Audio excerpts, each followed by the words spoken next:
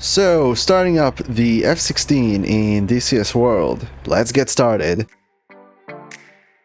Just note that at the end of the video I will share with you something that will be quite helpful for your startups, so make sure to stick until then. But before we start, there are a couple of buttons we need to bind. First is the Enable Switch Depress, which you can bind to any push button. Next, bind the RDR cursor switch up, down, left and right. You can bind those to a 4-way hat accordingly, or alternatively, go to Access Commands and you can bind RDR cursor switch X and Y to a thumbstick. And now let's actually start. First thing is to turn on the battery and set it to main power right here. Right click it twice to bring it there. Next, to make sure we don't move anywhere, turn on the parking brake right here. And with the parking brake set, move the jet fuel starter right here to start 2. And the engine's RPMs will start rising. While it's doing that, I'll set the internal lights and the external lights right here as I like it. I usually like it full brightness. And close the canopy with this tiny little switch behind the canopy lever.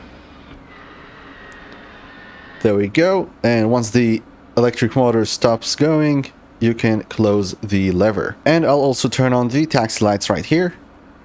And by now the engine should have reached above 20% RPM. Make sure you continue only once you're above these 20%.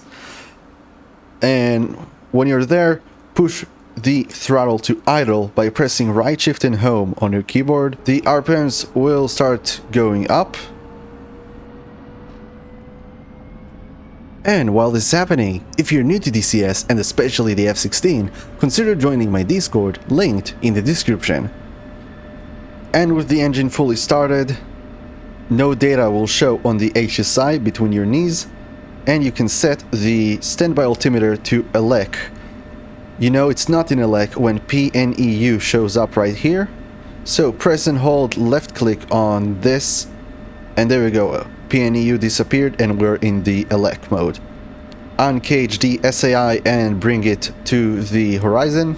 And go back to the far right where you need to turn all of these switches except for the map, although it doesn't do anything, so there's no harm in turning it, it just doesn't do anything. So, all of these on, except for map, MIDS LVT, which is your data link on, and the INS switch to stored heading for a quick 1.5 minutes alignment, or norm for a full 8 minutes alignment. Now to the other side, set the IFF master to norm. Turn on the RWR by pressing the power button right here and turning on this switch. Turn on the JMR switch, the chaff and flare dispensers. Set the mode to honestly anything between manual and bypass. I prefer manual. Continue right here to the stores config. As a general rule, Cat 1 is for air-to-air armaments and Cat 3 is for air-to-ground armaments. Right now I have these HARM missiles on my wings, which are air-to-ground of course, so I will set it to Cat 3. Moving on, you can turn on your HUD by scrolling this wheel all the way up. There we go. And on your HSD, which should be on the right MFD, set the transmit to L16. On the right side of the stick, we have these 4 switches. Turn on the radar altimeter and the FCR, or the fire control radar. And then we have the right and left hardpoints. If you have a targeting pod mounted on the right hardpoint, you'll give it power by turning on the right hardpoint, and if you have the HARM targeting system mounted on the left hardpoint, you give power to it by turning on the left hardpoint. I currently have both of them mounted, so I will turn on both. And by now, a line should flash on the HUD and ready on the DED, indicating that our alignment is done. So I will move the INS switch right there from store heading to nav. Now nav will show on the HUD. Next we can turn on the HMD by moving this knob all the way up and There we go, our HMD is on.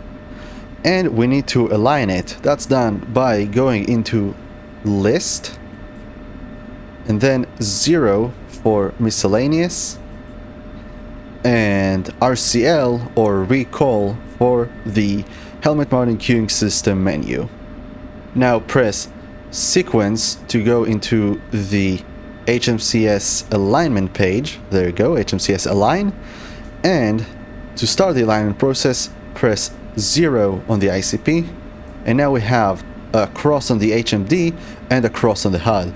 You want to align the small cross with the big cross, and once you have it there, press and hold the enable switch. Doesn't have to be precise, you can make corrections as I'll show you in a second. Once it shows align OK, you can release the enable switch, and now press 0 again and then again. Now using the radar cursor switch, I'm able to move these smaller crosses, and I need to align them with the big one. So first we'll start with the top cross, and you want to put it on the center of this bigger one. Doesn't have to be exact, just get it as close as you can. That's good enough. And then press 0 on the ICP and 0 again to go into the roll adjustment. This will allow you to move the bottom cross, and again I'll put it as close as I can in the middle and press 0 again, and that's it for the alignment. So I'll press return to go to the main menu of the DED, and all that's left to do is arm the ejection seat and turn on nose wheel steering. Once you add enough throttle, the parking brake will disengage by itself. There you go, it disengaged, and I can start moving. When taxiing the F-16, make sure you're doing it slowly and gently.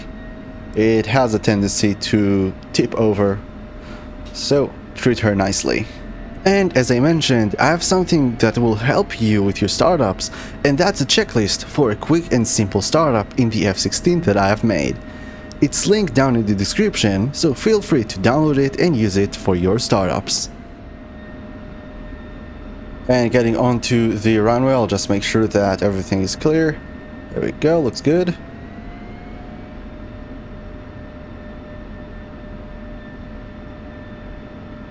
Now align with the center line. And one last thing we have to do is set the taxi lights to landing lights instead. Now just push the throttle all the way up and release the brakes and fly on to your mission. Thank you so much for watching. I hope you found this video helpful. If you did, make sure to like, subscribe and ring that bell. And when you're done with your mission, just make sure to land safely.